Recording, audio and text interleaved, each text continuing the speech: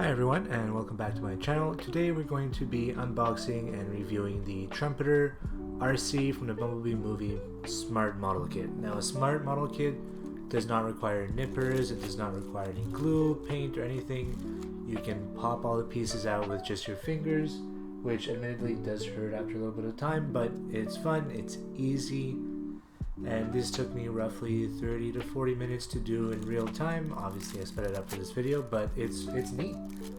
And I believe the company is called Trumpeter, and I think they've only done characters from the Bumblebee movie. Now, I do have a Soundwave and a Blitzwing that I've opened in the past.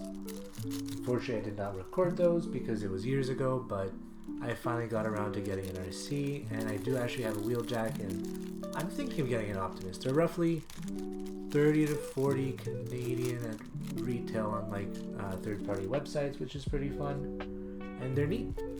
As you can see, the paint is very nice. There's some metallic colors in there. As for accessories, it'll come with a couple of hands and a blaster, which is perfect.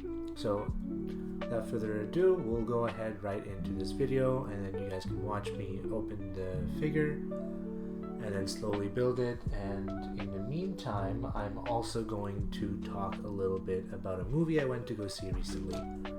Mostly because I find that model kits and like things that I'm not transforming and actively explaining, it could be a good time for me to talk. And I'm gonna have an unpopular opinion. So, as you've probably seen from the title, I went to go see the new Tron movie, Tron Ares, a couple days ago, and I was going in there expecting nothing because, while it bombed online, it did horrible numbers at box office, and of course Jared Leto was one of the main characters, and historically whenever he is in a movie it kind of bombs a little bit, so I wasn't expecting much. And I did love the 2010 Tron movie a lot. My parents forced me to watch it a lot of times because they love 3D movies, and it was really good, and that has stuck with me, so that definitely did play a part into why I loved it.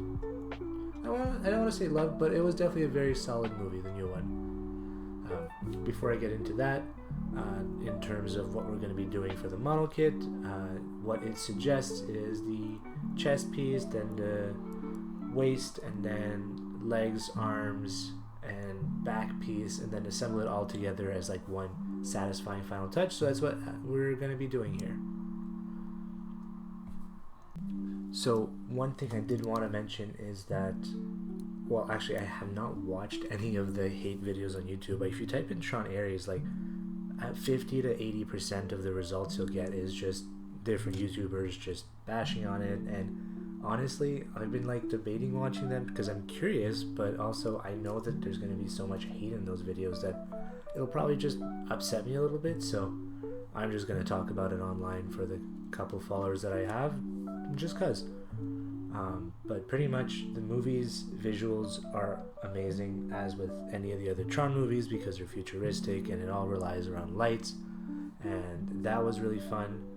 And obviously this is a no spoiler review, but the soundtrack was really good. It was phenomenal, to the point where I'm putting it in my car on my way to work and on my way out, just to sort of relive some of those moments from the movie, because it was very well used, and most of the songs were by 9 Inch Nails, and it was really good, really good. So that was really fun. Now, in terms of acting, I don't think anything was too special there, but that didn't help deviate me from enjoying the movie. The plot was pretty nice. I wouldn't say it was necessarily the most predictable one, but it was a standard plot, and it was fun and relatively well executed. It was pretty straightforward. I want to say I enjoyed the entire thing. I didn't have any issues.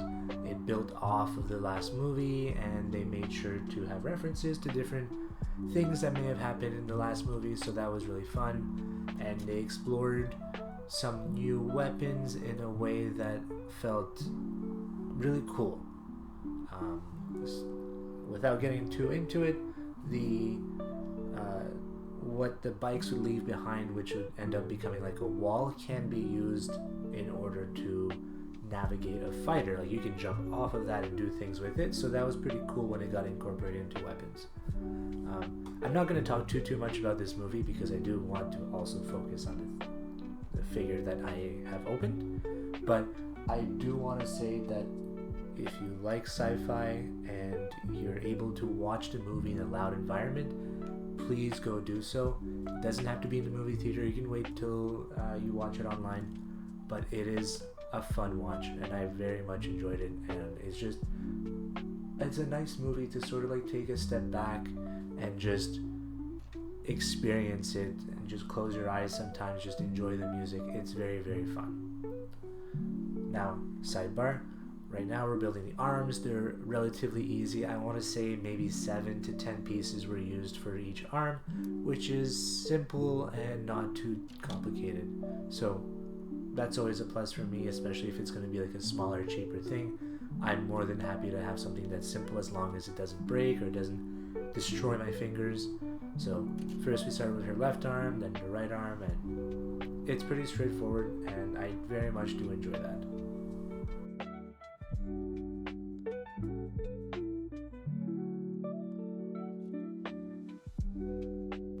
Anyways, just to sort of give a small ending conclusion to my Tron rant, it was a good movie. It had me genuinely wanting the next scene to happen. I was excited for things to happen. I was smiling when certain events happened towards the end of the movie, and it was overall, it left me with a really nice feeling. So I was very happy. I did watch it in IMAX and in 3D, which probably played an effect on my enjoyment, especially because the speakers were extremely loud. But if you can replicate that environment somewhat, I think you would actually enjoy it. But anyways, yeah, that's a good movie, and to the point where I would rewatch it again, and I'm definitely planning on doing that soon. Unfortunately, I don't think it's gonna have a super long run in the theater, so I'll wait till I'm able to stream it, and then I'll show my fiance it. And she doesn't really have any interest for that, but luckily she lets me hyperfixate, so that's always fun. The piece I'm working on right now is for the connector for the knee.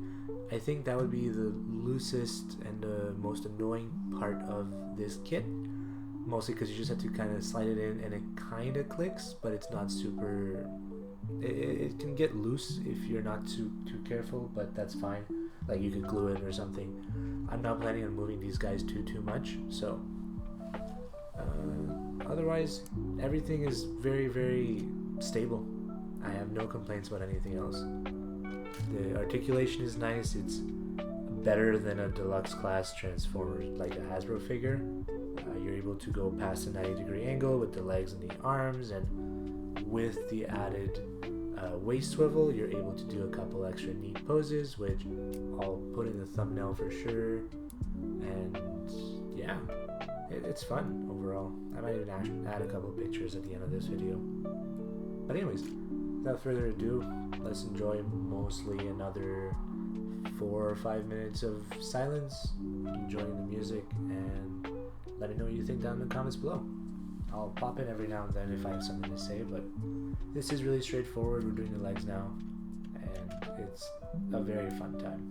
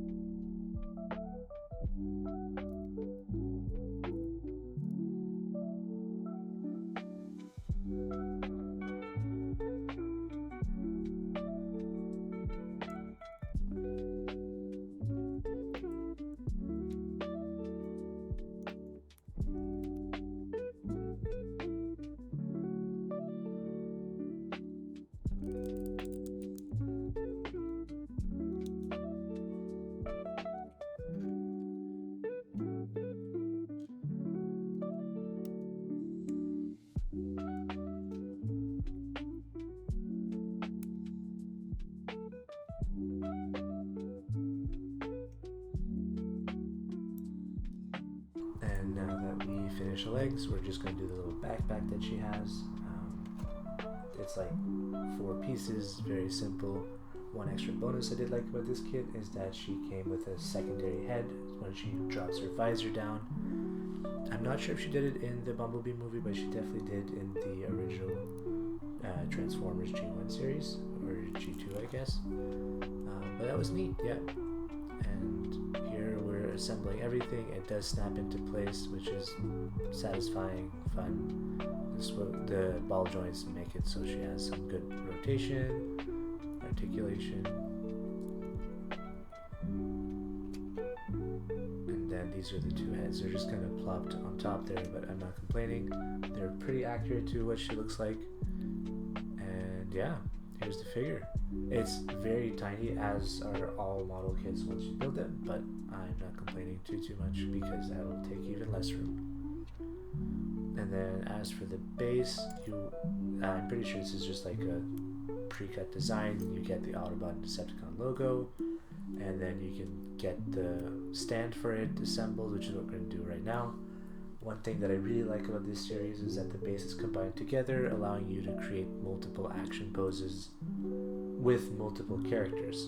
And with them being so cheap, it's really fun. I am a sucker for things that combine, it's like combiners, or connect together. So any type of set of anything that connects together, I absolutely love. And I would definitely buy it again. But anyways, this swivel allows you to do some extra poses and lets you have them floating and stuff like that.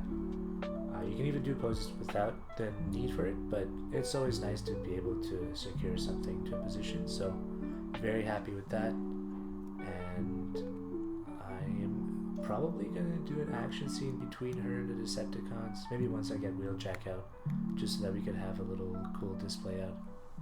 But yeah, the Soundwave one, for example, does come with Ravage, which is neat. Just something I wanted to mention. I would love it if this company did more. The Yellow Park model kits are also really cool, but these are tiny. Anyways, thanks for watching, and I hope you have a great day. Bye-bye.